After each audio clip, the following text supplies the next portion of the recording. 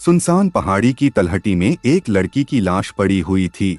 लड़की का लाश ज्यादा दिन तक होने का कारण काफी हद तक सड़ गल गई थी। लाश देखकर ही लग रहा था कि इसकी मौत कई दिनों पहले हुई है। पुलिस ने जब बारीकी से लाश का निरीक्षण किया तो उसके शरीर और सिर पर चोट के निशान थे। इससे पुलिस को लगा कि शायद इसकी हत्या की गई है। पुलिस को लाश से थोड़ी दूर पर एक मोबाइल फोन, जूता और चश्मा पड़ा मिला। पुलिस ने अंदाजा लगाया यह सामान मरने वाली लड़की का ही होगा। महाराष्ट्र के जिला अहमदनगर का एक कस्बा है कोपरगा। दर्शना अपने मम्मी पापा के साथ यहीं रहती थी। दर्शना का एक निम्न मध्यमवर्गीय परिवार था। दर्शना के पापा अहमदनगर की एक शुगर मिल में ड्राइवर थे और मां घर संभालती थीं। दर्शना पढ़े में ठीक ठाक थी, इसलिए मम्मी पापा उसकी पढ़ाई पर विशेष ध्यान दे रहे थे। वे सोचते थे कि बिटिया पढ़ लिख कर कुछ बन जाएगी तो उसकी जिंदगी सुधर जाएगी। उन्होंने जिस तरह अभावों भरा जीवन जिया है, कम से कम वैसा जीवन उसे नहीं जीना पड़ेगा। इसीलिए वे तमाम परेशानियों को झेलकर उसे पढ़ा रहे थे। दर्शना अहमदनगर से पढ़ाई पूरी करने के बाद दर्शना सिविल सेवा परीक्षा की तैयारी करना चाहती थी। अहमदनगर से यह संभव नहीं था। इसके लिए उसे पुणे जाना पड़ता, क्योंकि सिविल सेवा परीक्षा की तैयारी कराने वाली अच्छी कोचिंग वहीं थी।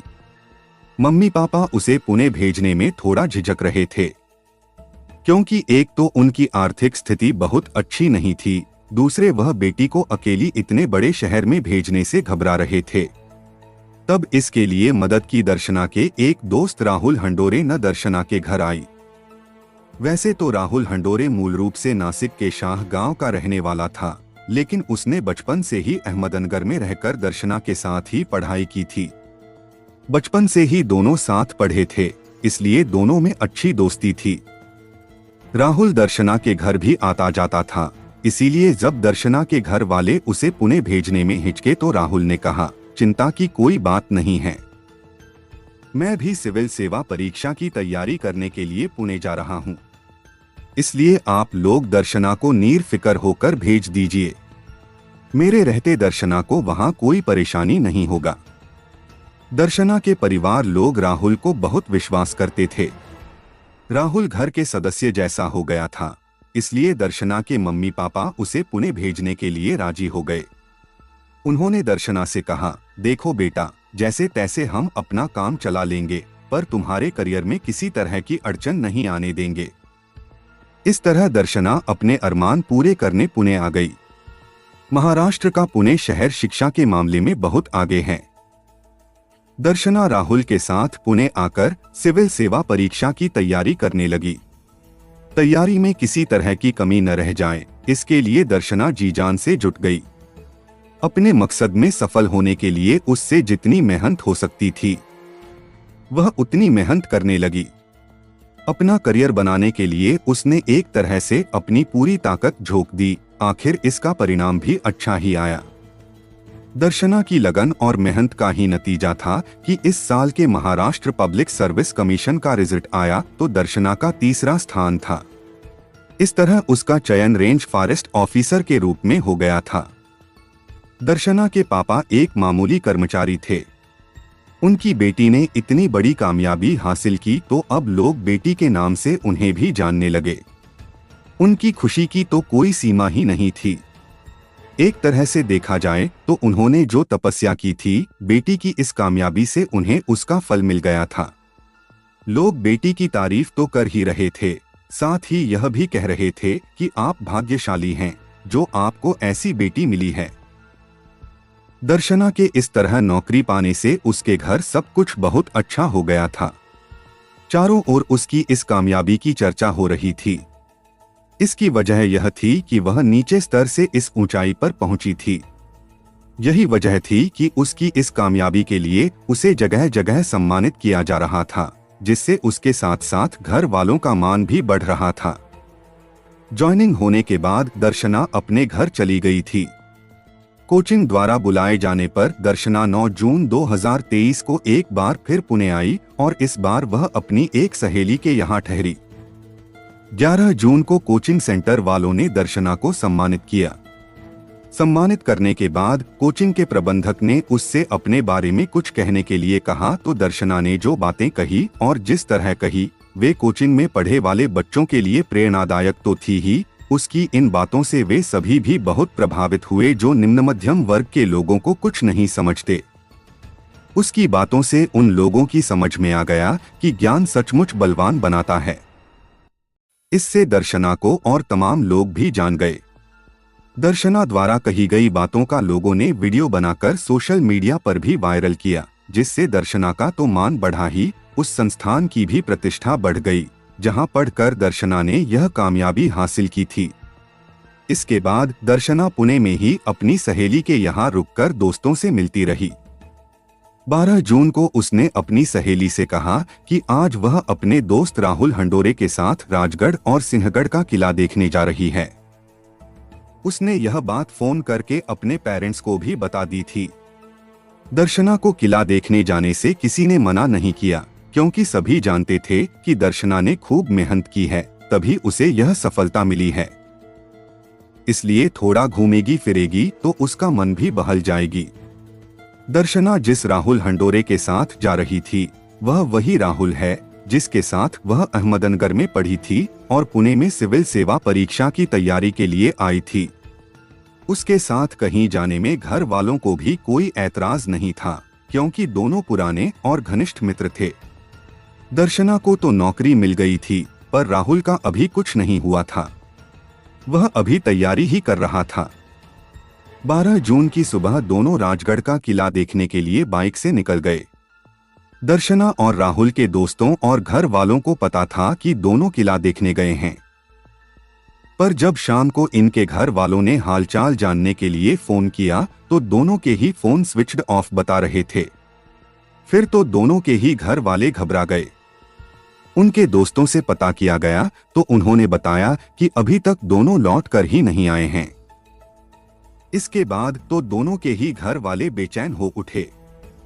दर्शना और राहुल के बारे में जब कुछ पता नहीं चला और न उनके फोन चालू हुए तो अगले दिन उनके घर वाले उन्हें खोजने के लिए पुणे आ गए। अपने हिसाब से उन्होंने दोनों को पुणे में खोजा, किले में भी गए, पर उनका कुछ पता नहीं चला। अब दोनों के ही घर वालों की बेचैनी और बढ़ गई थी, क्योंकि उनकी समझ में नहीं आ रहा था कि आखिर दोनों कहां चले गए।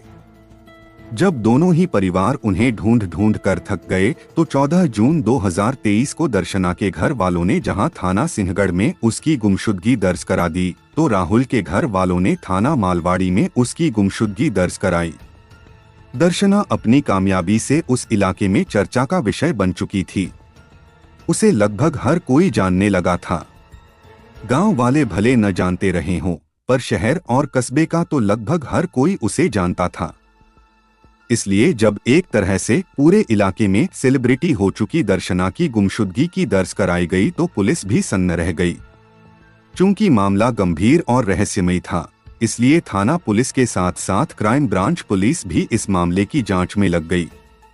क्राइम ब्रांच ने दर्शना और राहुल की खोज के लिए 5 से 5 पुलिस वालों की 5 टीमें बनाई और सभी टीमों को अलग अलग जिम्मेदारियां सौंप दी।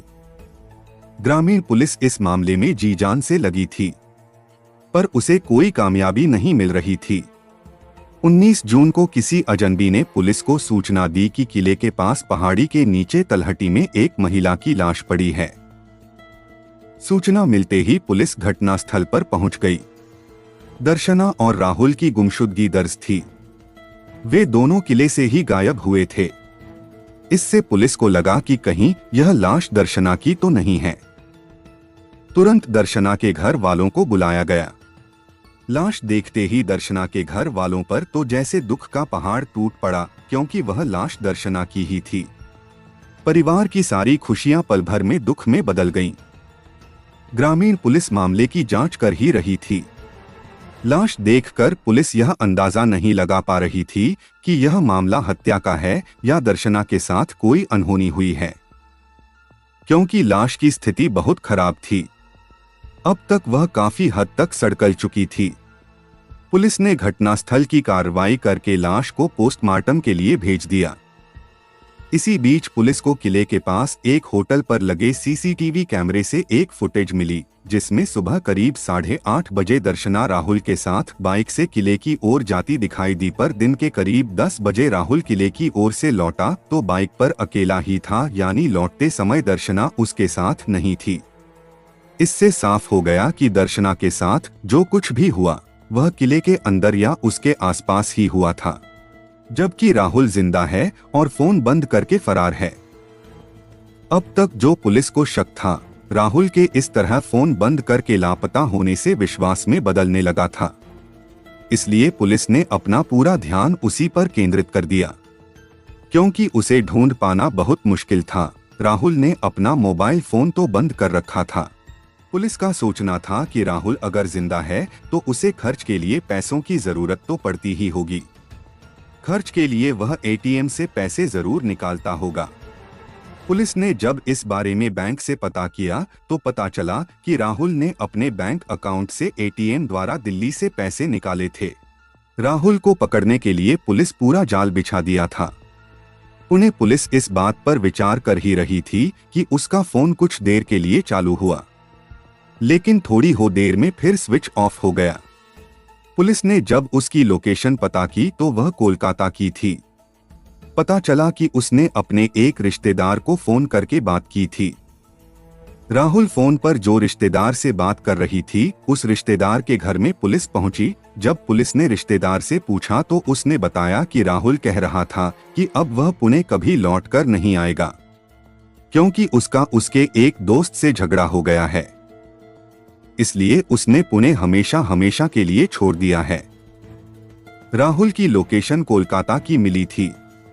इससे पहले कि पुलिस कोलकाता जाती या वहां की पुलिस से संपर्क करती, राहुल की लोकेशन मुंबई की मिली। फिर तो पुणे पुलिस ने राहुल को फोन की लोकेशन के आधार पर मुंबई के अंधेरी स्टेशन से 27 जून 2023 की रात को गिरफ्तार कर लिया। राहुल को पुणे लाकर अदालत में पेश करके पूछताछ के लिए 3 जुलाई तक राहुल को रिमांड पर लिया गया। पूछताछ में राहुल ने दर्शना की हत्या का अपना अपराध स्वीकार कर लिया। उसने अपनी बाइक और वह कटर भी बरामद करा दिया था, जिसका उपयोग उसने दर्शना की हत्या में किया था। राहुल ने हत्या का अपना अपराध स्वीकार कर लिया और राहुल ने पुलिस के सामने दर्शना की हत्या की पूरी कहानी बताई। साथ साथ पढ़ाई करते और उठते बैठते राहुल को दर्शना से प्यार हो गया था, पर उसने कभी अपने प्यार का इजहार दर्शना से किया नहीं था, क्योंकि उसे लगता था कि जब उचित समय आएगा तब वह दर्शना से दिल की बात कह देगा। उसके लिए उचित समय तब आता जब उसकी कहीं नौकरी लग जाती। दर्शना उसके मन की बात जानती थी। उसे भी राहुल पसंद था, पर उसके मन में यही था कि जब दोनों की नौकरी लग जाएगी तब दोनों शादी कर लेंगे। दोस्ती दोनों में थी ही। वे एक दूसरे से हर बात उसी तरह शेयर करते थे जैसे कोई अपने बॉयफ्रेंड या गर्लफ्रेंड से करता है। जब दर्शना की नौकरी लग गई और राहुल की नहीं लगी तो दर्शना राहुल से दूर होने लगी। घर वालों ने उसके लिए लड़का भी देखना शुरू कर दिया। जब इस बात की जानकारी राहुल को हुई तो उसने दर्शना के सामने ही उसके मम्मी पापा से विवाह के लिए बात की। दर्शना के मम्मी पापा ने राहुल के साथ दर्शना का विवाह करने से साफ मना कर दिया। इसके बाद राहुल ने दर्शना की ओर देखा तो दर्शना की नजरों में उसे पेरेंट्स की बात में सहमति नजर आई। इस तरह राहुल ने दर्शना के साथ विवाह का जो सपना सालों से देखा था वह टूट गया।